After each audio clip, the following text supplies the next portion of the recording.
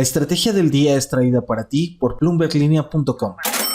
Muy buenos días. La recesión está de vuelta en el vocabulario de los pronosticadores de la economía. No como un hecho, pero sí como una posibilidad. La volatilidad y la guerra disparan los ingresos de los bancos de Wall Street. Su sesión en la Fed se acerca a una audiencia para Kevin Warsh, el posible sustituto de Powell. Hoy hay encuesta y es entre Plata y Nubank. También hablamos sobre el enojo de Trump y J.D. Vance con el Papa León XIV. No olviden hacer clic al botón de seguir del podcast, activar la campana para que puedan recibir la alerta de un episodio nuevo cada mañana. ¿De qué estamos hablando? Llegó lo más esperado de la semana, el ajuste a la baja de los pronósticos de crecimiento económico del Fondo Monetario Internacional, de los cuales sabemos muy bien la directora Kristalina Georgieva ha venido advirtiendo desde la semana pasada que por la guerra en Irán y la crisis petrolera que ha provocado, pues borraron su optimismo que tenía para algunos países. Dejen ustedes que de entrada el mundo entero crezca menos este 2026. La palabra recesión está de vuelta en el vocabulario. El FMI, en su informe actualizado de perspectivas de la economía mundial, incluyó la posibilidad de una recesión si el conflicto se prolonga y si la infraestructura energética sufre graves daños.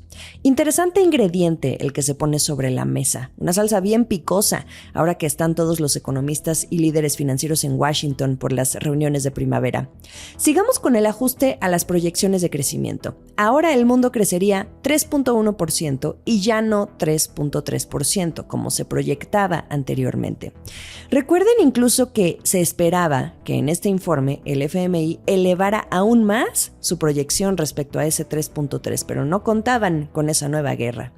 Ahora, ustedes dirán, ¿no es tan grave esa rebaja al 3.1%? No, pero sí es bajarle 2 rayitas al optimismo. Pero esto es en caso de que el conflicto sea relativamente breve y el aumento de los precios de la energía sea moderado. Esto de alguna manera nos da a entender que de lo contrario, el avance de la economía mundial pudiera ser menor a ese 3.1% que ahora proyectan. De hecho, el FMI pone 3 escenarios. En el más grave, el mundo estaría cerca de una recesión, que el FMI define como un crecimiento inferior al 2%. Si el mundo llegara a crecer por debajo de un 2%, se estaría abriendo un capítulo nuevo, porque esto de que el mundo crezca por debajo de 2% solo ha ocurrido 4 veces desde 1980. Las últimas 2 veces fue por la crisis financiera mundial de 2008 y luego por la pandemia en 2020. La buena es que, dentro de todo, se quedan con su escenario optimista, con ese 3.1%. Están apostando al menor de los males. Vayamos haciendo zoom poco a poco, porque hay ganadores y perdedores. Se prevé que las economías en desarrollo sean las más afectadas. Esto se observa en la proyección para los mercados emergentes, porque del 4.2% que proyectaban pasa al 3.9% de avance. Ahí sí se siente el bajón de optimismo. Mientras tanto, el impacto será menor en los países desarrollados, incluido Estados Unidos, una nación exportadora de petróleo, y por esto mismo, su crecimiento económico este año se queda casi que igual, porque el FMI solo lo bajó de 2.4 a 2.3%. De las economías de Europa, apunten a Alemania y al Reino Unido como las más impactadas, creciendo menos de 1%. De China, se prevé que crezca 4.4% desde el 4.5% que veían previamente. Ahora pasemos a América Latina, una región que prácticamente se salvó de panzazo porque ni mejoró ni empeoró en su pronóstico. El FMI solo la rebajó en 0.1%. Nada. Lo que quiere decir que el crecimiento en la región se mantendrá en torno al 2.3% este 2026. Les hablaría también de las proyecciones a 2027, pero para ahorrarnos tiempo y palabras, la mayoría de las economías volverían a la senda del crecimiento. En este grupo de Latinoamérica, a Brasil tampoco le iría mal. De hecho, es de los pocos que vio una mejora en el avance del PIB para este año, también por su naturaleza exportadora de petróleo. Finalmente, vayamos al caso de México. Si comparamos los pronósticos que otros organismos han hecho, como el Banco Mundial, incluso comparando con el consenso de los analistas, el porcentaje de crecimiento que el FMI ve para México es más optimista porque lo revisó al alza, pasando de 1.5 a 1.6%. El del Banco Mundial quedó en 1.3% y el del consenso de analistas está en 1.4%. Eso sí, los tres más apegados que al rango de entre 1.8 y 2.8% que proyecta Hacienda. ¿Qué más dice el FMI sobre México? Que se espera que ese menor crecimiento que vimos en 2025, por el tema de la consolidación fiscal, la política monetaria restrictiva y los obstáculos derivados de las tensiones comerciales, den paso a una leve recuperación. Leve, pero avance dentro de todo. Temporada de reportes. Así de rápido llegó la temporada de reportes al primer trimestre de este 2026 y como siempre la pasarela la inauguran los bancos estadounidenses. Bueno, no se crean, también algunas cerveceras y una que otra compañía de consumo o de farma que suelen adelantarse. Para no aburrirnos vamos a cambiar el orden. Lo que sí no cambia es cómo la mayoría sigue viendo ganancias en sus negocios de trading gracias a la volatilidad, esta vez ya no de los aranceles, pero sí por la guerra. Empecemos con Citi de Jane Fraser porque justo este factor le está dando su mayor volumen de ingresos trimestrales en 10 años. El plan de reestructura de Jane Fraser además también está dando nuevas señales de éxito. Todas sus divisiones ganaron, salvo la bancaria. Buena racha la de Citi con sus acciones subiendo más de 8% en lo que va del año. Aprovechando que hablamos de este banco, dieron actualizaciones sobre el 51% que les falta vender de Banamex. Reiteran que prevén desconsolidar a inicios del 2027 para avanzar con el plan de salida a bolsa, siempre y cuando las condiciones del mercado sean favorables y se cumplan los requisitos regulatorios. Esto confirma lo que platicábamos en este podcast hace poco cuando se dio a conocer que un grupo de inversionistas se quedaba con otro cacho de Banamex, habiendo logrado deshacerse hasta el momento, en total, del 49%, considerando ya el 25% que tiene el empresario Fernando Chico Pardo.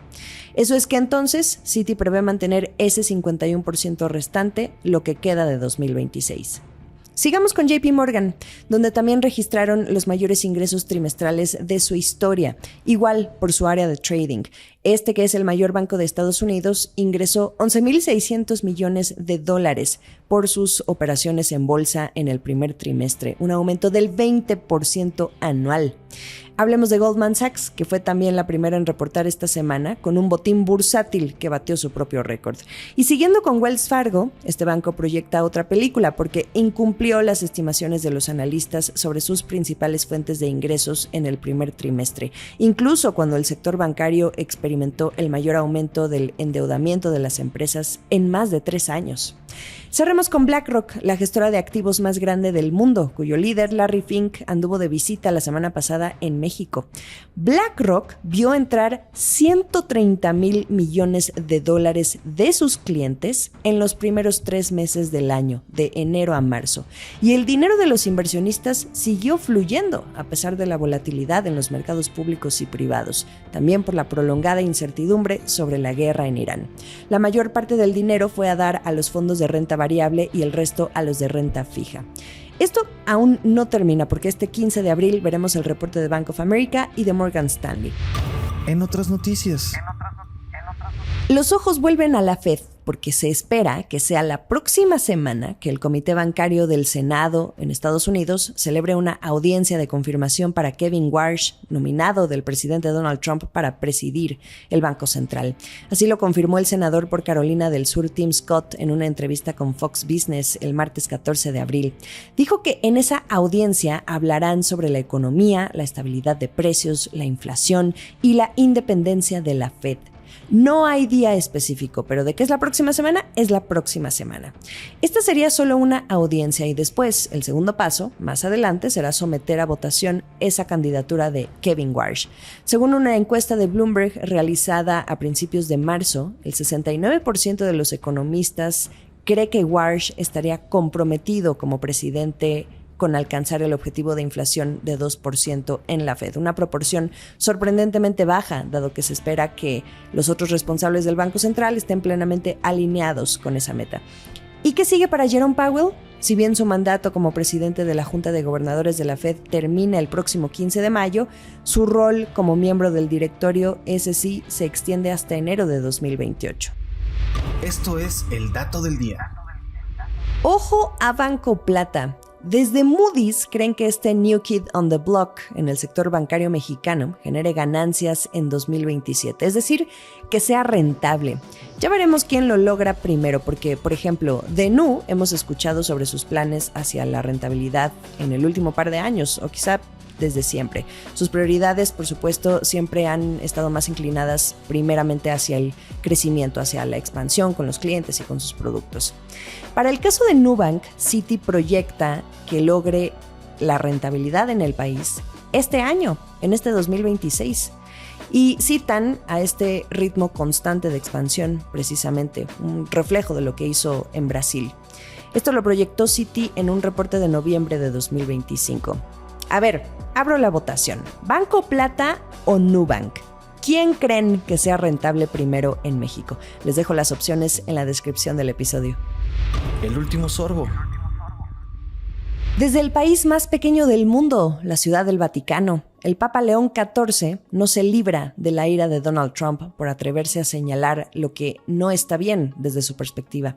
Esto ya viene de hace días, pero las advertencias escalan porque ahora es el vicepresidente J.D. Vance, por cierto católico, quien se une a este rechazo de las críticas que ha hecho el Papa a la guerra contra Irán.